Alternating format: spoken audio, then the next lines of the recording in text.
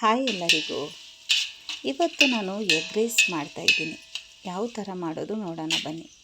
ನನ್ನ ಮಗಳು egg rice ತಿನ್ನಬೇಕು ಅಂತ ಅಂದಳು. ಸರಿ, ತುಂಬ ದಿನ ಆಗಿತ್ತು ಮಾಡೋಣ ಅಂತ ಹೇಳಿ ರೆಡಿ ಮಾಡ್ಕೊಂಡಿದ್ದೆ. ಒಂದು 4 ಈರುಳ್ಳಿನ ಎಣ್ಣೆಯಲ್ಲಿ ಚೆನ್ನಾಗಿ ರೋಸ್ಟ್ ಮಾಡಿಕೊಂಡು ಶುಂಠಿ ಬೆಳ್ಳುಳ್ಳಿ ಪೇಸ್ಟು ಮತ್ತು ಹಸಿಮೆಣ್ಸಿನ್ಕಾಯಿ ಎರಡೂ ಕುಟ್ಟಿ ತೊಗೊಂಡಿದ್ದೀನಿ ನಾನು. ಶುಂಠಿ ಬೆಳ್ಳುಳ್ಳಿ ಪೇಸ್ಟು ಕೂಡ ಕುಟ್ಟಿರೋದೆ, ರುಬ್ಬೋಕ್ಕೆ ಹೋಗಿಲ್ಲ ನಾನು, ಟೇಸ್ಟ್ ಇರುತ್ತೆ ಕುಟ್ಟೋದ್ರಿಂದ ಅಂತ. 5 ಹಸಿಮೆಣ್ಸಿನ್ಕಾಯಿನೂ ಕೂಡ ಕುಟ್ಟಿ ಹಾಕ್ಕೊಂಡಿದ್ದೀನಿ ನೋಡಿ. ಚೆನ್ನಾಗಿ ಹಸಿ ವಾಸನೆ ಹೋಗೋ ತನಕ ಒಂದು 2-3 ನಿಮಿಷ ಚೆನ್ನಾಗಿ ಹುರಿಬೇಕು. ಅದರಲ್ಲಿ ಎಣ್ಣೆಲೆ ಸ್ಲೋ ಆಗಿಟ್ಟು ಗ್ಯಾಸು ಅಡಿಯೆಲ್ಲ ಹಿಡಿಯೋಕ್ಕೆ ಬಿಡಬಾರ್ದು. ಒಂದು ಸ್ವಲ್ಪ ಕಲರ್ ಕೂಡ ಚೇಂಜ್ ಆಗಬೇಕಾಗುತ್ತೆ, ಎಣ್ಣೆ ಕೂಡ ಬಿಡಬೇಕು ಅದರಲ್ಲಿ. ಕ್ಯಾರೆಟು ಸಣ್ಣಗೆ ಕಟ್ ಮಾಡಿಕೊಂಡು ಒಂದು ಸ್ವಲ್ಪ ಉಪ್ಪು ಹಾಕ್ಕೊಂಡು ನಾನು ಇದನ್ನು ಕೂಡ 2 ನಿಮಿಷ ಬೇಯಿಸ್ಕೊತಾ ಇದ್ದೀನಿ. ಸಖತ್ತು ಟೇಸ್ಟಿಯಾಗಿತ್ತು. ನಾನು ವಿನಿಗರ್ ಆಗಲಿ ಇಲ್ಲ ಗ್ರೀನ್ ಸಾಸ್ ಆಗಲಿ ಟೊಮಾಟೊ ಸಾಸ್ ಆಗಲಿ ಯಾವುದನ್ನು ಕೂಡ ಇಲ್ಲಿ ನಾನು ಹಾಕ್ಕೊಳ್ಳಲ್ಲ. ಮನೇಲಿ ಇರುವಂಥ ಮಸಾಲೆಗಳಲ್ಲೇ ನಾನು ರೆಡಿ ಮಾಡಿದ್ದು.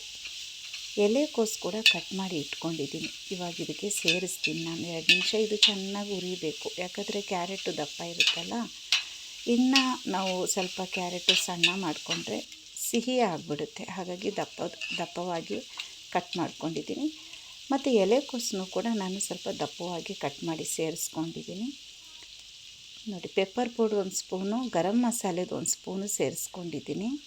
ಒಳ್ಳೆ ಈಗಲೇ ಘಮ ಅಂತೈತೆ ನೋಡಿ. ಅಡಿ ಹಿಡಿಲಿಲ್ದಂಗೆ ಚೆನ್ನಾಗಿ ಇದನ್ನು 2 ನಿಮಿಷ ಸ್ಪೂನಲ್ಲಿ ಆಡಿಸ್ಬೇಕಾಗುತ್ತೆ ನೋಡಿ. ಈ ಥರ ಸ್ಲೋ ಆಗಿ ನಾನೊಂದು ಸ್ವಲ್ಪ ಅಗಲ ಪಾತ್ರೆ ತೊಗೊಂಡಿದ್ದೀನಿ, ನೀಟಾಗಿ ರೋಸ್ಟ್ ಮಾಡ್ಕೋಬೋದು.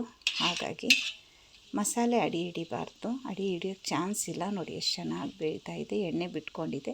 1/4 ಸ್ಪೂನಷ್ಟು ಚಿಲ್ಲಿ ಪೌಡ್ರು ಕೂಡ ಸೇರಿಸ್ಕೊತಾ ಇದ್ದೀನಿ. 3 ಮೊಟ್ಟೆ ತೊಗೊಂಡಿದ್ದೀನಿ, ಜಾಸ್ತಿ ತೊಗೊಂಡಿಲ್ಲ ನಾನು. ತರಕಾರಿ ಹಾಕಿರೋದ್ರಿಂದ, ಎಲೆಕೋಸಿರೋದ್ರಿಂದ ಸಖತ್ ಟೇಸ್ಟ್ ಕೊಡುತ್ತೆ. ಮೊಟ್ಟೆಯನ್ನು ಜಾಸ್ತಿ ಬೇಕಾಗಿಲ್ಲ.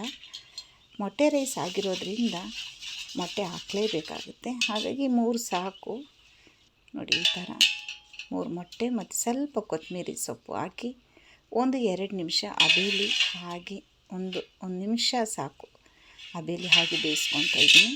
ಇದು ಅಡಿ ಹಿಡಿಯುತ್ತೆ ಅಂತ ನೀವು ಹೆದರ್ಕೊಳ್ಳೋದು ಬೇಡ, ಅಡಿ ಎಲ್ಲ ಹಿಡಿಯಲ್ಲ, ಅದ್ರ ಟೆನ್ಷನ್ ಏನು ಬೇಡ ನೋಡಿ. ಎಷ್ಟು ಚೆನ್ನಾಗಿ ಬಿಟ್ಕೊಳ್ಳುತ್ತೆ, ಚೆನ್ನಾಗಿ ಉದ್ರವಾಗಿ ಎಷ್ಟು ಚೆನ್ನಾಗಿ ಬೆಂದಿದೆ ಹಬೆಯಲ್ಲಿ.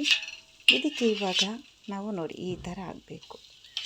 ಚೆನ್ನಾಗಿ ಉದ್ರವಾಗಿ ಬುರ್ಜಿ ಥರ ಚೆನ್ನಾಗಾಗಿದೆ ನೋಡಿ. ಒಳ್ಳೆ ಘಮ ಬರ್ತಾಯಿದೆ. 1 ತಟ್ಟೆ ಅಲ್ಲ 2 ತಟ್ಟೆ ತಿನ್ಬೋದು ಅನಿಸುತ್ತೆ. ಇದ್ರ ಜೊತೆಗೆ ಕಬಾಬ್ ಕೂಡ ರೆಡಿ ಮಾಡಿ ಇಟ್ಕೊಂಡಿದ್ದೀನಿ ನಾನು.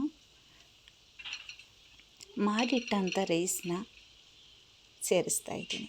ರೈಸ್ ಯಾವಾಗೂ ಬಿಸಿದು ಸೇರ್ಸೋಕೆ ಹೋಗ್ಬೇಡಿ. ಇವಾಗ ಬೇಕಾದರೆ ಸ್ಪೂನ್ ಆಡಿಸಿ 2 ನಿಮಿಷ ದಮ್ಮಿಗೆ ಬಿಟ್ಟರೆ ಅದು ಬಿಸಿ ಆಗೋಗುತ್ತೆ.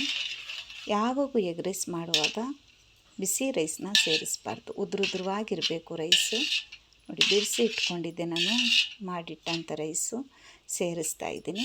ಇದೇ ಕಲರ್ ಇರೋದ್ರಿಂದ ನಾನಿಲ್ಲಿ ಜಾಸ್ತಿ ಕಲರ್ಗೆ ಅರಿಶಿನ ಪುಡಿ ಆಗಲಿ ಏನು ಸೇರ್ಸೋಕ್ಕೆ ಹೋಗಿಲ್ಲ.